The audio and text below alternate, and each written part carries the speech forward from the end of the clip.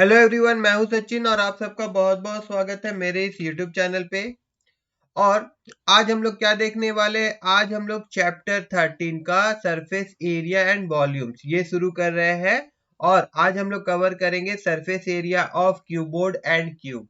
क्या देखेंगे? Surface area of cuboid and cube. ठीक है, तो सबसे पहले मैं आपको समझा देता हूँ कि सरफेस एरिया क्या होता है। सरफेस एरिया क्या होता है?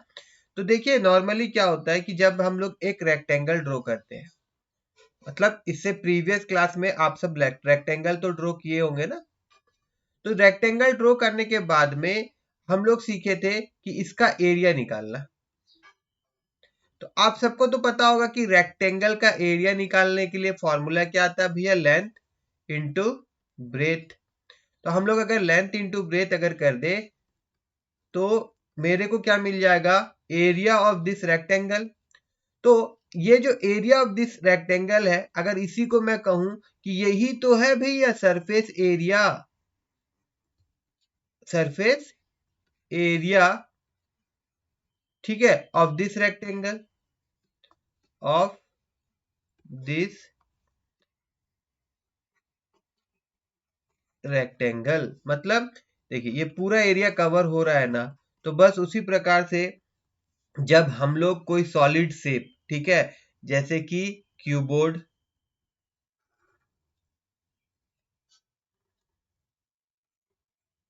जैसे कि क्यूबोर्ड या फिर क्यूब, और भी शेप्स है, मगर आज हम लोग ये दो शेप्स के बारे में डिस्कस कर रहे हैं, तो मैं दो शेप्स को ही बनाऊंगा और इसी पे ही मैं चर्चा को आगे बढ़ाऊंगा। ठीक है, तो ये दोनों का पूरा फेस, मतलब पूरा जो सरफेस है, आगे का फेस, पीछे का फेस, साइड का face, left side right side का फेस, टॉप का सेट, बॉटम सेट, ये सारा एरिया अगर हम लोग कवर करते हैं ना, तो इसी को कहा जाता है surface area of this cuboid.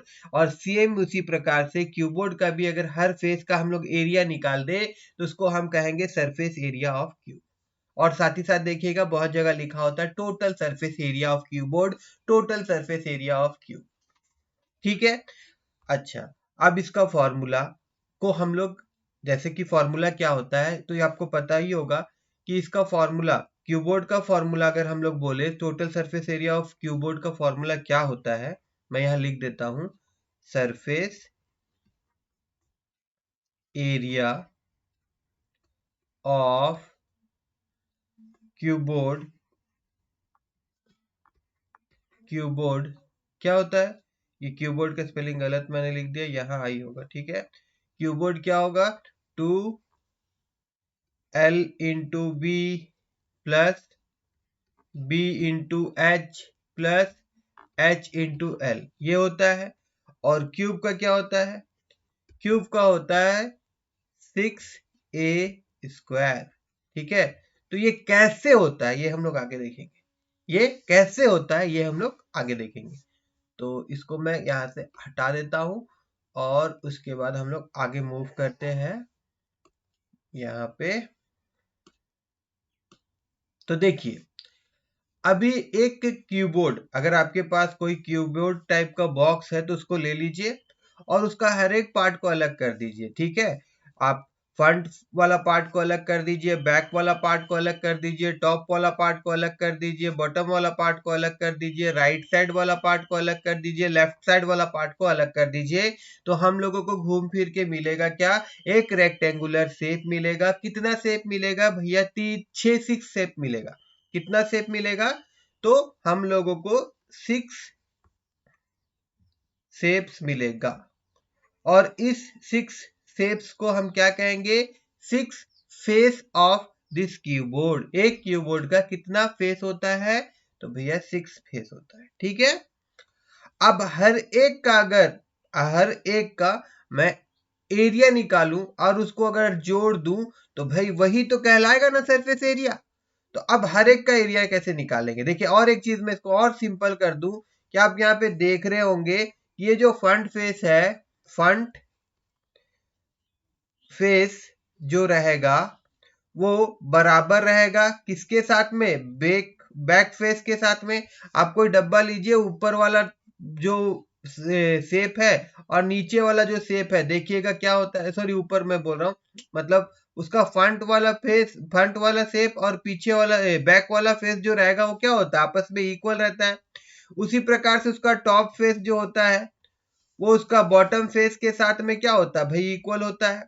उसी प्रकार से उसका जो राइट फेस होता है वो इक्वल होता है किसके साथ में, लेफ्ट फेस के साथ में इक्वल होता है। ठीक है, अब इसका एरिया अगर एक का एरिया अगर निकालते तो वो दूसरा एक के साथ एरिया के साथ बराबर होता है। ठीक है ना, तो चलिए दोनों शेप सेम है तो दोनों का एरिया भी बराबर होगा ना।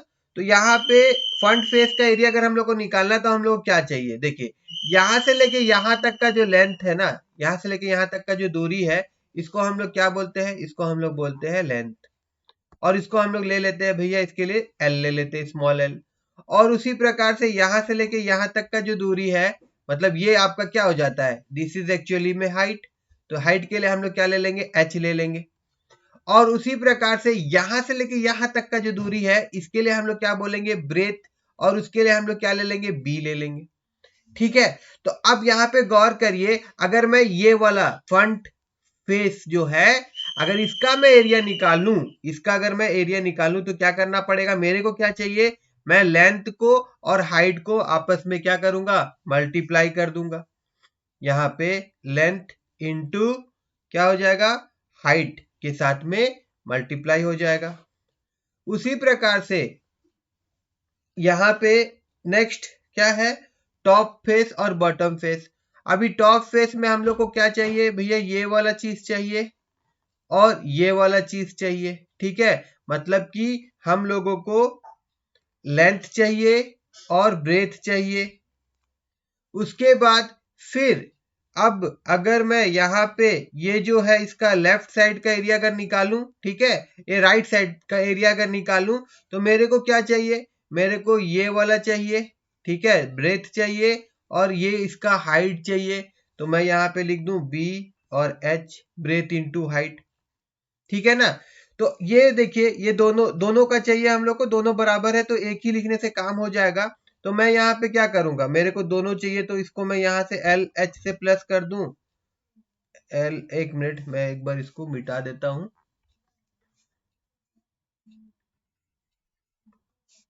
और प्लस करने से अच्छा है, देखिए ये मेरे को कितना एरिया चाहिए, ये मेरे पास दो ठो इस प्रकार का शेप है, तो दो एरिया चाहिए। मतलब ये जो वैल्यू है 2 बार चाहिए तो मैं इसको 2 से मल्टीप्लाई कर दूंगा, ये भी 2 बार चाहिए तो 2 से मल्टीप्लाई कर दूंगा, ये भी 2 बार चाहिए तो मैं 2 से मल्टीप्लाई कर दूंगा। अब ये पूरा का पूरा बॉक्स का मेरे को क्या चाहिए, टोटल सरफेस एरिया चाहिए। क्या चाहिए भैया, टोटल सरफेस एरिया चाहिए। तो हम लोग क्या करेंगे, बीच में प्लस साइन दे देंगे और ये सबको ऐड कर देंगे। अगर ये सबको मैं ऐड करूंगा तो क्या होगा, ये सब में से देखिए 2 2 2 क्या हो जा रहा, कॉमन चल जा रहा, तो 2 बाहर आ जाएगा। और अंदर क्या बचेगा, अंदर बचेगा आपका L H plus L B plus B H. ठीक है, तो यही ना फॉर्मूला हो गया, ये किसका फॉर्मूला हो गया, ये आपका सरफेस एरिया ऑफ क्यूबोर्ड का फॉर्मूला हो गया, क्यूब बोर्ड का फॉर्मूला हो गया। ठीक है, सरफेस एरिया ऑफ क्यूबोर्ड का ये फॉर्मूला हो गया। और कैसे निकला वो भी आप लोग अच्छी तरह से समझ गए होंगे। ठीक है, इसको मैं फिर से हटा देता हूं। अब देखिए उसी प्रकार से क्या होता है ना, कभी कभी हम लोगों को लेटरल सरफेस एरिया बोला जाता है कि निकालो, क्या निकालो, लेटरल सरफेस एरिया।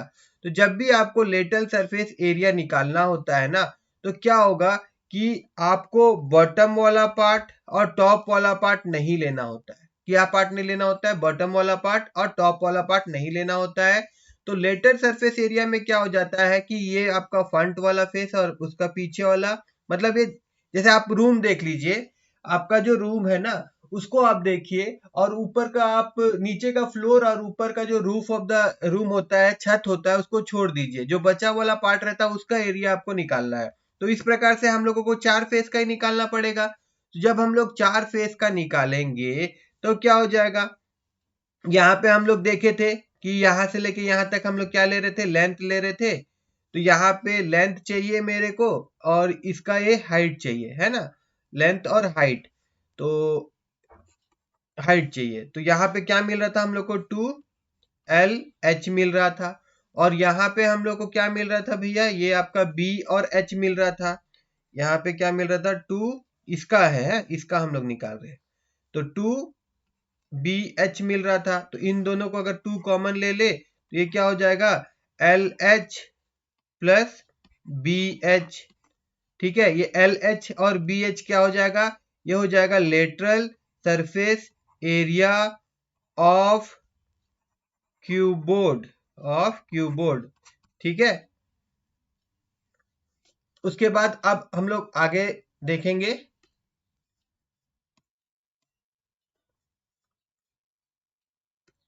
अब देखिए सेम उसी प्रकार से अगर कोई क्यूब वाला डब्बा हम लोग लेते हैं, क्यूब वाला डब्बा अगर हम लोग लेते हैं, ये क्या है, ये क्यूब वाला डब्बा है, ठीक है, और इसका सारा फेस हम लोग अलग कर दे, तो क्यूबोर्ड और क्यूब में फर्क क्या हो जाएगा ना, ये सारा रेक्टेंगुलर शेप आपस में इक्वल हो जाएगा।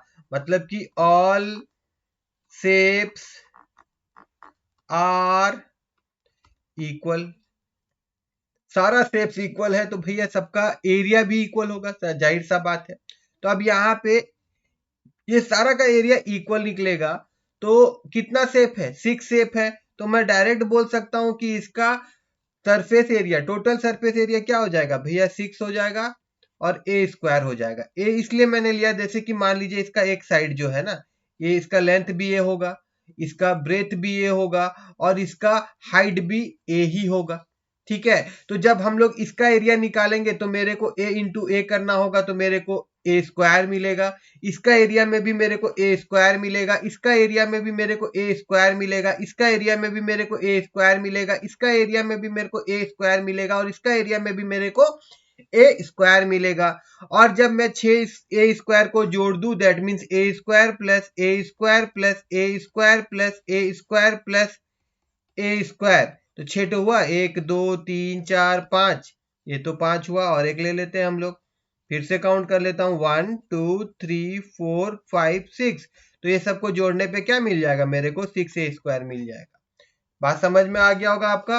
और ये जो 6 एरिया मिला है, मेरे को 6 ए स्क्वायर मिला है, दिस इज नोन एज क्या हो जाएगा ये भैया, सरफेस एरिया ऑफ क्यूब, यही इसी को हम कहेंगे सरफेस एरिया ऑफ क्यूब, ठीक है। अब सिमिलरली लेटरल सरफेस एरिया क्या हो जाएगा, अब लेटरल सरफेस एरिया में हमको 4 तो शेप चाहिए, हम इसको नहीं लेंगे और इसको नहीं लेंगे, तो lateral surface area of cube क्या हो जाएगा, 4a स्क्वायर हो जाएगा, ठीक है।